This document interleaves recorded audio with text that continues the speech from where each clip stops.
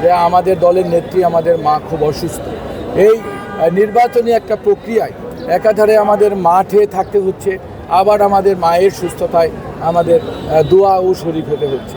আমরা নির্বাচনী প্রচার এবং দোয়া দুটাকে একত্র করছি, এবং ইতিমধ্যে আপনারা শুনেছেন আমাদের নেত্রী কিছুটা ধীরে ধীরে উন্নতি লাভ করছেন। এটা আশার আলো, কারণ আমাদের জন্য না হলেও এই দেশ ও জাতির কল্যাণে খালেদা জিয়ার জন্য, খালেদা জিয়ার বেঁচে থাকা, তার উপস্থিতি খুব জরুরি। তাহলে গণতান্ত্রিক রূপ যে কোনো মুহূর্তে বিপদগ্রস্ত হতে পারে।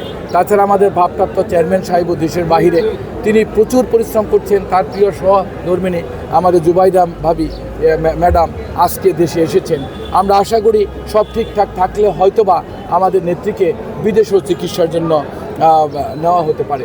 ইতিমধ্যেই প্রধান উপদেষ্টা মহোদয় সহ সরকারি এবং দেশি বিদেশি চিকিৎসক দল সবাই এগিয়ে এসেছে এই খালেদা জিয়াকে কীভাবে সুস্থ করা যায়। সেজন্য আমরা তাদের কাছে বিএনপি পরিবার কৃতজ্ঞ থাকবে। আমরা আশা করি সকলের দোয়ায় আল্লাহ পাক মাকে সুস্থ করে দিবেন।